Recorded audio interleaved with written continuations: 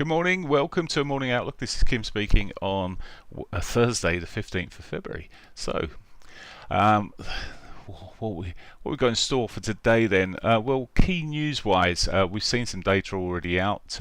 We've seen the Australian unemployment data, which was not particularly great. The actual the headline figure, if you like, which people often just get focused on, it's fell to 3.9, but these employment change wasn't particularly great. So there's a bit mixed data there, effectively. Looking then at UK production, well, that grew quite nicely at 7, but then we saw the GDP data coming through here, and it was some people saying, well, it's expected it wasn't going to be great, but it came in less than even expected. We saw the previous here at 0.3, it actually came in at minus 0.2 year on year. Quarterly figures, which are the key figures really I'm looking at here, came in at was expected minus 0.1, came in at minus 0.3. So it's a tad on the disappointing side there. Hunt's already come out, and the Chancellor has already spoken this morning. Obviously, having seen those figures, but it's not really moved massively. Although the pound rather has moved off a little. We've also seen manufacturing, industrial production, etc. So some of these numbers here are much more positive. Some lower data, but much more positive underlinings there, but not key numbers. Later on today, really, it's coming back to 130. Whoops, where we are. Retail sales, key. Couple of speakers I should point out there: ECB and Bank of England, 12 and 1 o'clock. They might create some volatility in what is a quiet morning or day. Other than that, really, it's the core US core retails. We'll see what retail sales. We'll see what the US consumers are doing. It's a very consumer-led economy, so this is very important again. So watching out for that. The Fed manufacturing again. There'll be all eyes focused on that as well. So a couple of numbers there that will be looking at capacity utilization. Again.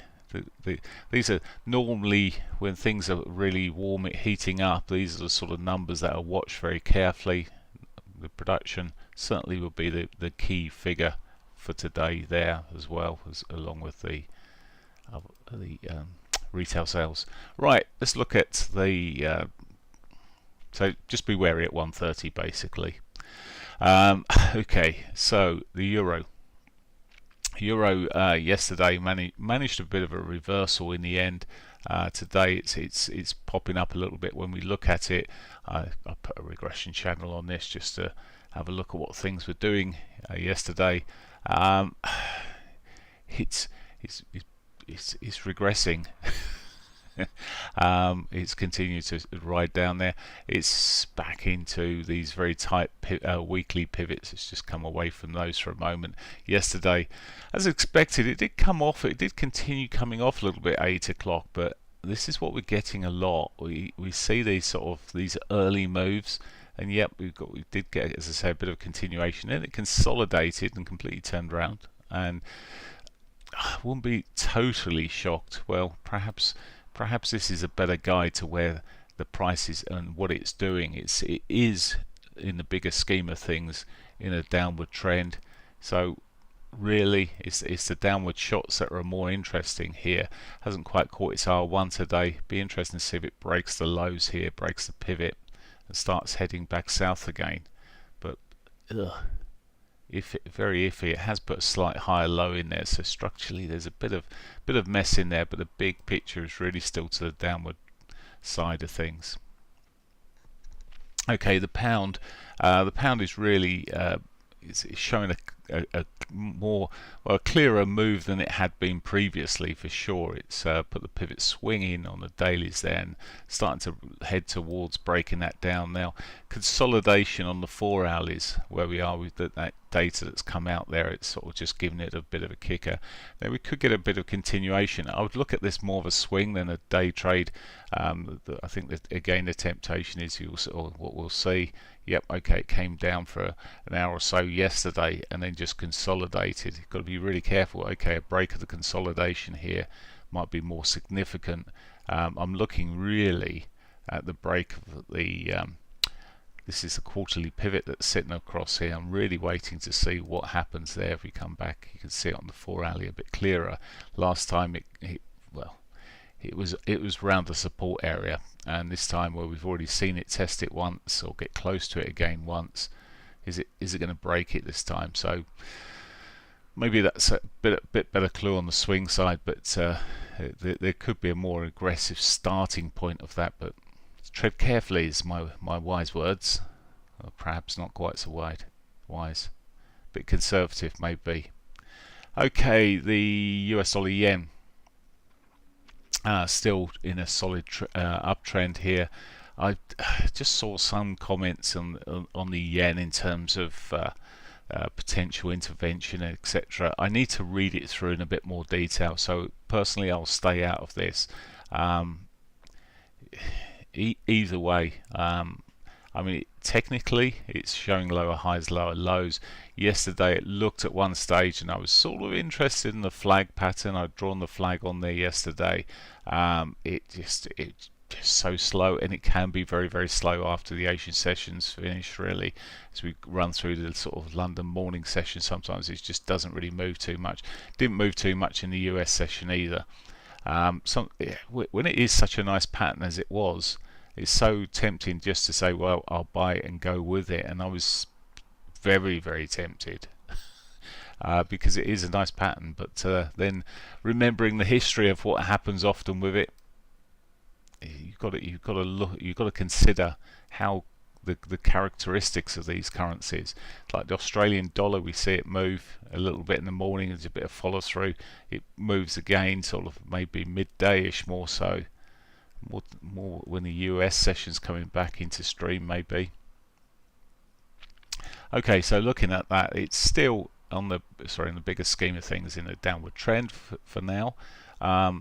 It broken its trend, this little short-term trend line here, come back. It's really knocking on the door of that at the moment. It's also got the 3450 MAs that's sitting up there.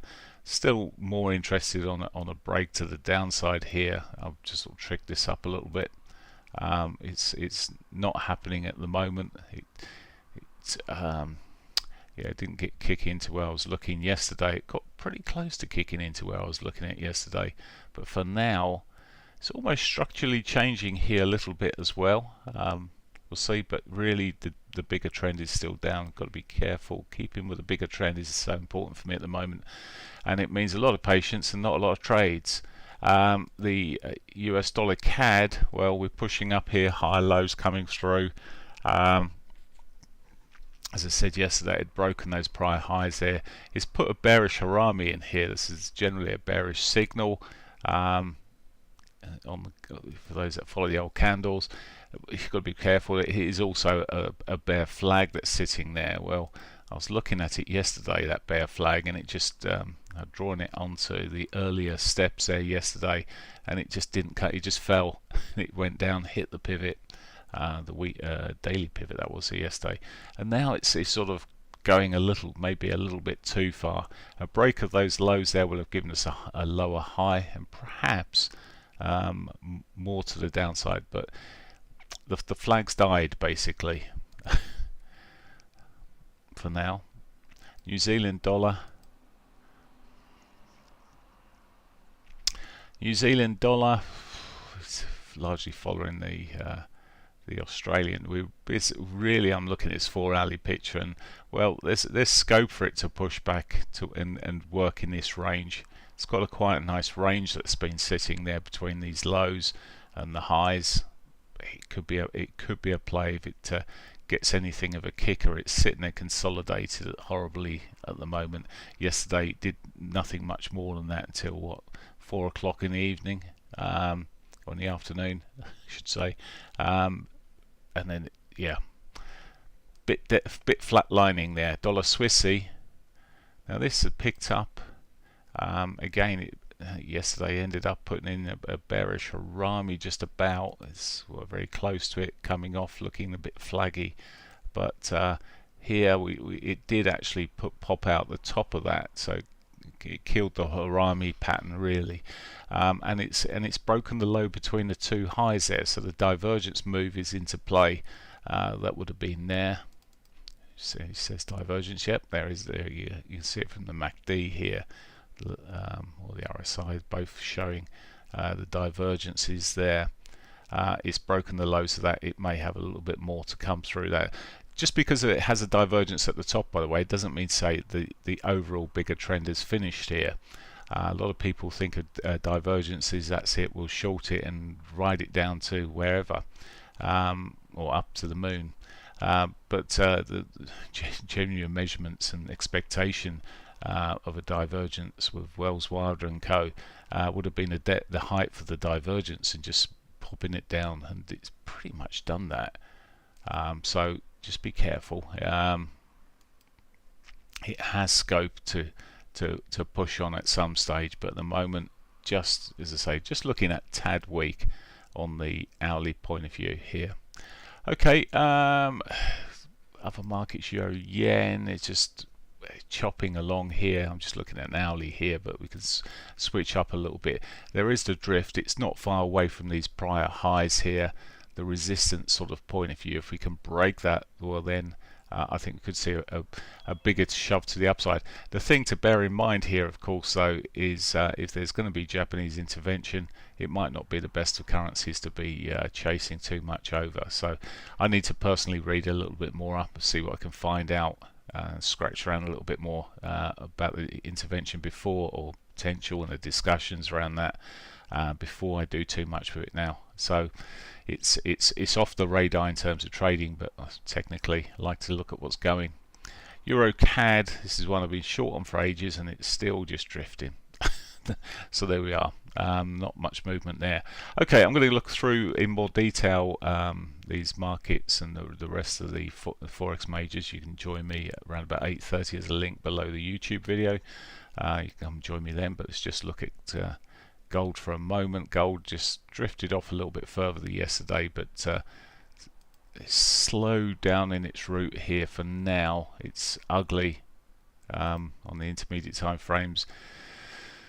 Really don't like the upside potential, but it's got more downside potential, but even that seems to be it's away from. I'm just looking for support areas on this, and there isn't a great deal of immediate that's showing up here. Maybe it'll I'm just looking at this very low time frame here. Maybe it'll bottom, it'll curve itself around there, but not looking particularly great. Oil looks like it's well, it could be on for the excuse me. It's put this bearish engulfing on the dailies here, and it's selling off this morning. Looking lower highs kicking through here, looking soft, and we could see a continuation. Personally, I won't trade until 2 o'clock, but it isn't to say it won't carry on riding through this morning. If you're looking at it in trading Brent, it's the same picture, just different prices. S&Ps, so the S&Ps put a kicker in yesterday, and we've carried on with a reversal. As I said with this, it's not a market for me to be shorting. It put a little higher low in. It came in quite late there, so it's put the higher low in on it back on the hourlies, running into a quarterly pivot at the moment, but that's been broken before, so maybe we'll see the R1 break yet again on the quarterlies. It's got a bit of divergence, a bit of softness here. It could come off to the daily pivot, but I think it'd be quite nice if it did, in a sense, because it might give an intraday opportunity for the continuation. Okay, that is pretty much it for me for now. I will catch you at later, 8:30 on there for those that are joining in the room. See you later. Bye for now.